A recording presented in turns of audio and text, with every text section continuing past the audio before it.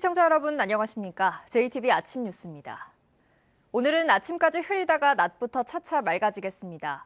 아침 최저기온은 전주 5.1도 등 1도에서 5도로 어제보다 5도가량 높습니다. 낮부터는 기온이 떨어져서 춥겠습니다. 한낮 기온은 3도에서 6도로 어제보다 8도가량 낮겠습니다. 미세먼지 농도는 보통 수준이 예상되지만 중국발 스모그의 유입으로 오전 한대 나쁨 수준을 보일 가능성도 있습니다. 추위는 내일과 모레까지 이어지겠고 이후로는 대체로 맑은 가운데 기온은 점차 평년 수준 되찾겠습니다. 귀경 차량이 대부분 빠져나가면서 지금 고속도로 전 구간의 소통 원활하게 이뤄지고 있습니다. 호남고속도로와 서해안고속도로 모든 구간에서 원활한 흐름 이어지고 있고 수도권 구간도 막히는 곳 없이 차량들이 제속도를 내고 있습니다. 지금 출발하면 요금소를 기준으로 전주에서 서울까지 2시간 20분, 동군산에서 서서울까지 2시간 40분 등 평소와 비슷한 시간 소요되고 있습니다. 오염 토양 반입 정화 시설에 대한 토양환경보전법이 지금처럼 불합리하게 바뀐 건 7년 전입니다. 환경부 장관이 갖고 있던 시설 등록권이 토양정화업체 본사 소재지가 있는 자치단체장에게 넘어간 건데요. 중앙부처 권한을 지방으로 이양하기 위해서라는 게 그 이유인데 번지수를 한참 잘못 짚었습니다. 정원희 기자입니다. 오염토양 반입 정화시설과 관련한 토양환경보전법은 지난 2004년에 신설됐습니다.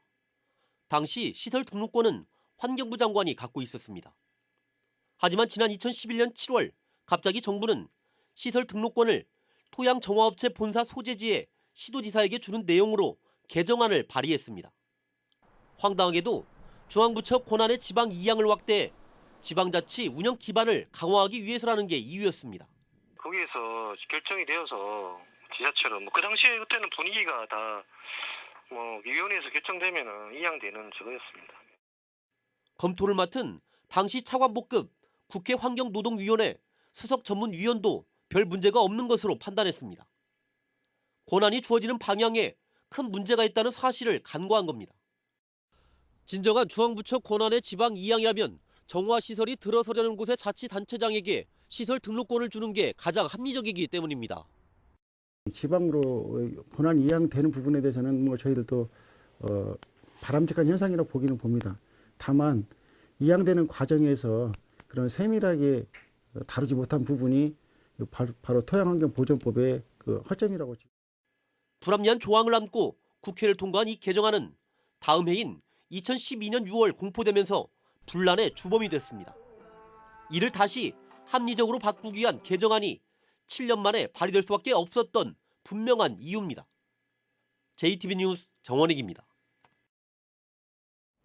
지난주 모처럼 눈이 내렸지만 올겨울은 유난히 눈 보기가 힘듭니다.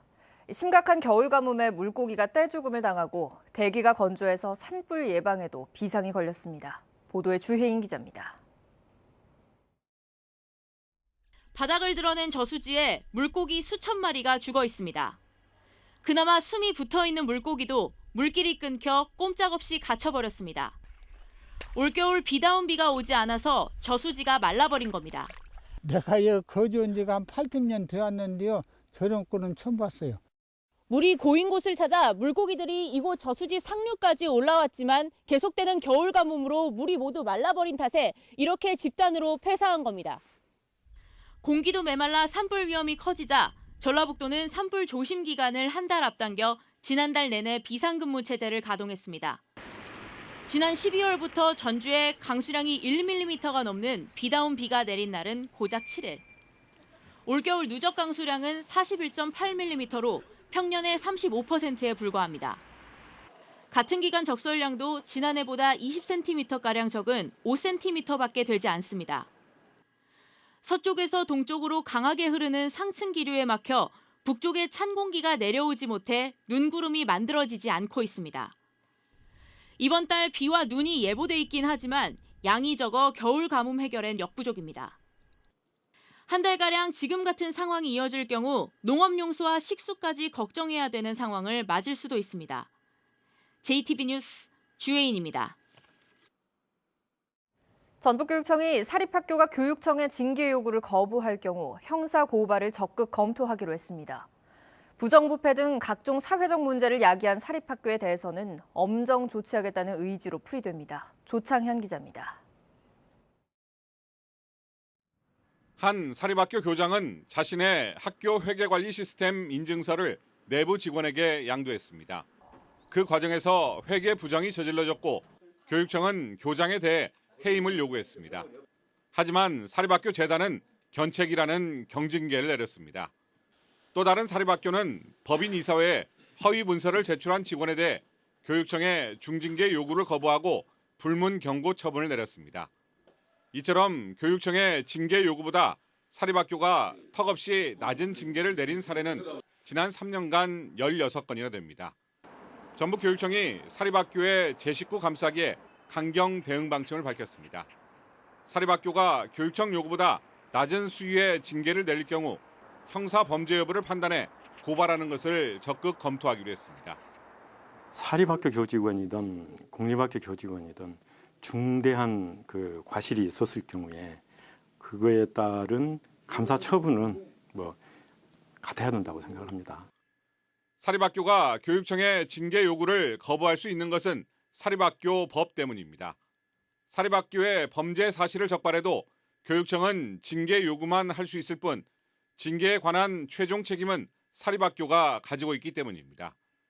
이 같은 불합리한 점을 개선하기 위해 사립학교법 개정을 요구했지만 받아들여지지 않자 교육청이 형사 고발이라는 극단적인 대책까지 내놓은 것입니다. 사립학교 내 각종 부정부패에 대해 전북교육청이 형사 고발이라는 칼을 꺼내들면서 솜방망이 징계로 제 식구를 감싸온 사립학교 징계 관행에 큰 변화가 있을지 주목됩니다. JTB 뉴스 조창인입니다. 오는 9월이면 만성동 법조타운 공사가 마무리됩니다. 자연스럽게 덕진동 법원검찰청 부지의 활용 방안이 관심인데요.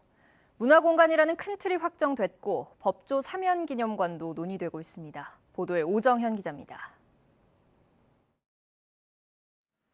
28,000제곱미터 규모의 전주지방법원과 검찰청 부지입니다.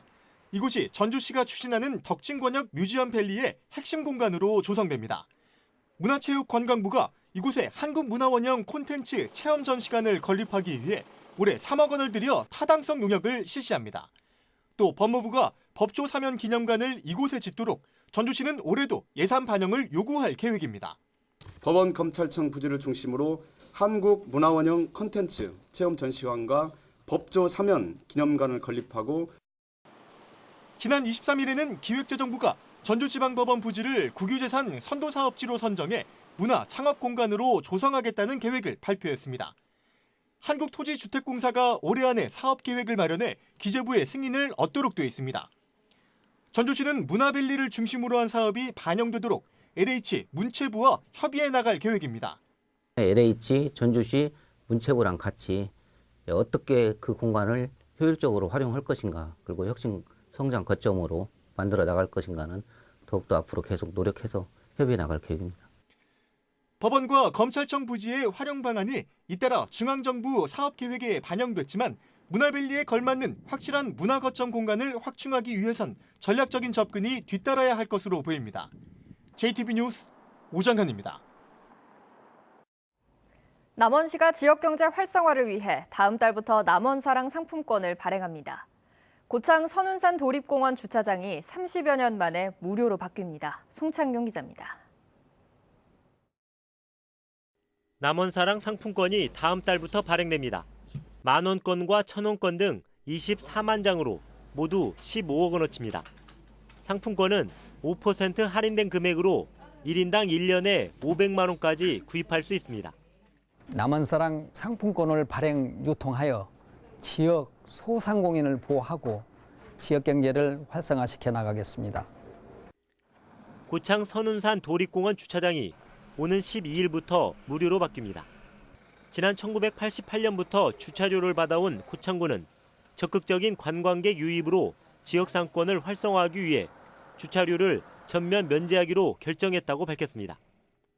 이번 결정으로 한반도 첫 수도 고창 선운산 도립공원이 국내외 관광객들에게 감동과 품격이 있는 여행지로 바꾸어 나가겠습니다. 군산시가 2018년도 청소년 정책 평가에서 전국 자치단체 가운데 우수기관으로 선정돼 여성가족부 장관 표창을 받았습니다. 군산시는 청소년 정책의 형성과 집행, 성과 등 3개 분야에서 고루 높은 점수를 받았다고 밝혔습니다. 완주군이 지난해에만 중앙부처 등 외부기관 평가에서 모두 53차례 상을 받은 것으로 집계됐습니다. 완주군은 시상금으로 받은 13억 8천만 원을 올해 현안 사업에 투입해 주민들의 편의를 높인다는 계획입니다. JTB 뉴스 송창용입니다. 군산시가 침체된 지역경제 활성화를 위해 장기 일자리 종합계획을 내놨습니다. 군산시는 창업과 청년 일자리 등 5대 사업을 통해 오는 2022년까지 장기 일자리 1만 7천 개와 단기 일자리 5만 개 등 모두 6만 7천 개의 일자리를 만든다는 종합계획을 수립했습니다. 군산시는 일자리 종합계획이 차질 없이 추진되면 2022년까지 고용률 61%를 달성해 선순환 자립경제의 토대를 구축할 수 있을 것으로 기대하고 있습니다. 공모 절차를 진행하고 있는 대한축구협회 축구종합센터의 후보 지역이 이달 중순 1차 압축됩니다. 대한축구협회는 군산과 남원, 장수 등 전국 24개 신청 지역을 8개에서 10개가량으로 압축한 뒤 현장 실사를 거쳐 빠르면 오는 3월 무렵에 사실상 최종 대상지를 선정할 계획입니다. 전라북도는 10년간 생산 유발 효과가 2조 8천억 원, 고용 유발 효과가 4만 2천 명에 이를 것으로 전망되는 만큼 설 연휴 이후 축구협회를 방문하는 등 도내 시군에 대한 지원에 나설 예정입니다. 내일부터 도내 비평준화 일반고와 특성화고, 자사고 등 68개 고등학교에서 추가 모집을 실시합니다. 추가 모집은 8일까지 이틀간 이루어지며 특목고와 특성화고에서 1,160명, 외고와 자사고, 비평준화 일반고에서 1,050명을 선발합니다. 추가 모집 전형은 100% 내신으로 이루어지며 합격자는 오는 15일에 해당 학교별로 발표합니다. 전주시가 초고령 사회에 대비하기 위해 보건복지부가 실시하는 지역사회 통합돌봄 시범사업을 유치하기로 했습니다. 보건복지부는 노인과 장애인, 노숙인 등 4개 분야에서 8개 지자체를 대상으로 지역사회와 함께하는 지역주도형 서비스를 올해 시범사업으로 추진할 계획입니다. 전주시는 이 가운데 독거노인의 낙상을 막기 위한 주택개조, 퇴원 환자의 지역 복귀 등 30여 가지의 사업 계획을 준비해서 정부 공모에 참여하기로 했습니다. 군산시가 오래된 소규모 공동주택을 대상으로 주거 개선 지원 사업을 추진합니다. 군산시는 지어진 지 10년이 넘고 전용 면적이 60제곱미터 이하인 소규모 공동주택 단지 53곳을 대상으로 내외벽 도장 공사와 옥상 방수 공사 등 개보수 공사를 추진합니다. 군산시는 입주민 대표가 개보수 사업 계획서와 신청서를 제출하면 2,500만 원을 지원할 방침입니다.